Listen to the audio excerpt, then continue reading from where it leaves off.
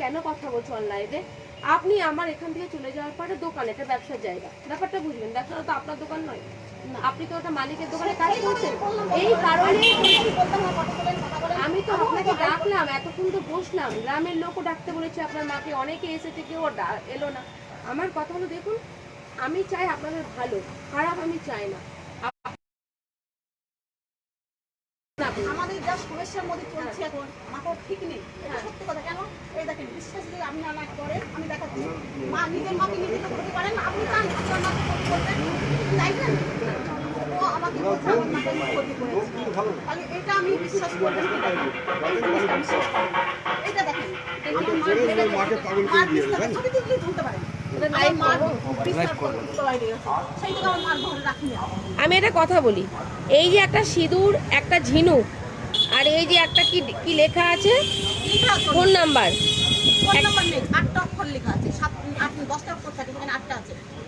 এটা ফোন নাম্বারই কারো, বুঝতে পেরেছেন ভালো করে? টোকো দেখা যাচ্ছে, আলো তো দেখো, এই যে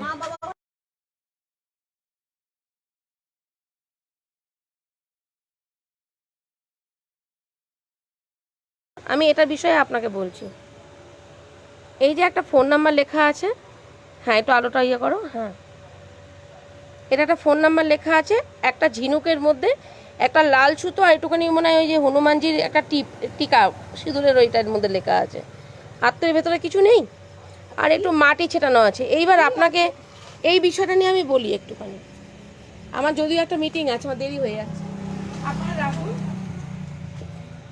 আমি বলছি না আপনি এতে বিশ্বাস করুন কি না করুন, সেটা পুরো সম্পূর্ণ আপনার ব্যক্তিগত মতামত। আপনার যেমন মা, আমারও একজন বয়স্ক, উনি ওনার মা সমতুল্য, ঠিক আছে? আমার কথা হলো, আমি তো আপনাদের কোনো ক্ষতি চাইবো না, আমি চাইছি আপনারা যেমন ভালোভাবে থাকুন।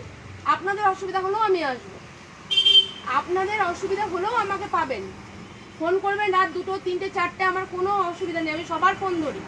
আপনি ফোন করবেন, আপনি আমার সম্পর্কে কিছু জানুন, জানাশোনার পর যদি সেই বিশ্বাসটা আমার প্রতি জন্মায়, আপনি আমাকে বিপদে করে ফোন করতে পারেন। যদি বিশ্বাস না জন্মায়, আপনি আইনের দ্বারস্থ হতে পারেন। ব্যাপারটা বুঝেছেন? আমার কথা হলো কি, যে তারা তাদের মতো থাকুক, আপনারা আপনাদের মতো থাকুন। অকথ্য ভাষায় যে গালি গালাজ আপনাকে বলেছেন খারাপ কথা, আমি তার জন্য সরে যাচ্ছি, হ্যাঁ, কিন্তু ওনাকে আমি কি খারাপ বলেছি সেটা বলুন। এই যে আমাকে যে কথাটা বললেন, আর তার জন্য আপনি এখন ক্ষমা চাইছেন, তাই তো? আমি বলছি, অস্বীকার করছি না। হ্যাঁ, এবার আপনি যে ক্ষমাটা চাইলেন, দেখুন আমি তো অবশ্যই, আপনি একটা মেয়ে, আমিও একটা মেয়ে, আপনাকে আমি ক্ষমা করেই দেওয়ার মতো।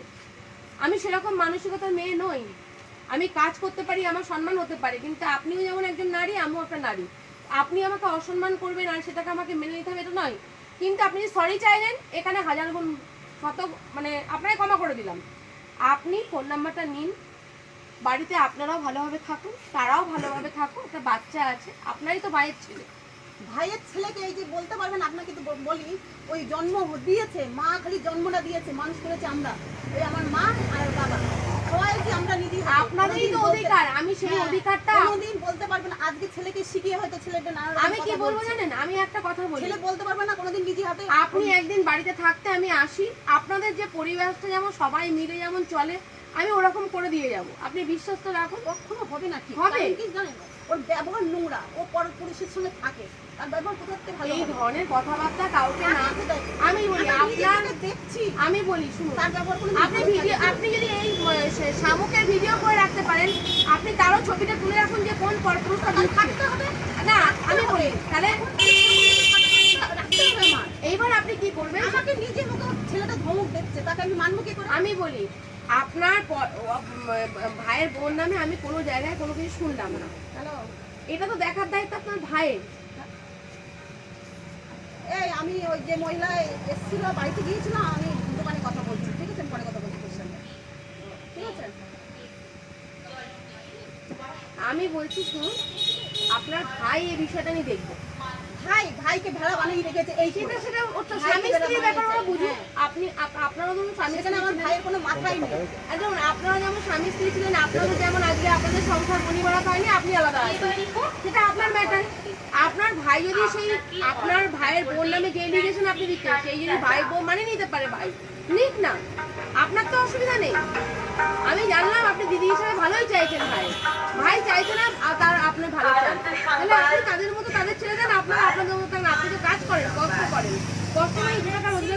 খাওয়াচ্ছেন, তাই না?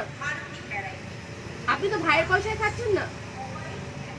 তো আমি এইটুকুই বলবো যে আপনি তো কষ্ট করছেন, দিনরাত পরিশ্রম করছেন, অক্লান্ত পরিশ্রম করে মাকে নিয়ে রেখে দিয়েছেন। আপনার সংসারের ব্যাপার নিয়ে আমি যাব না। ভাই যদি এখন ওরকম বউ নিয়ে ঘর করে করুক, ভাইয়ের যদি কোনো এলিগেশন থাকে ভাইয়ের প্রতি, তারা ডিভোর্স দেবে। যেমন আপনি একটা সিদ্ধান্ত নিয়েছেন স্বামী স্ত্রী, তারাও পরে ভবিষ্যতে সিদ্ধান্ত নেবে। এইসব নিয়ে তো ঢেকে রাখা যায় না, তাই না?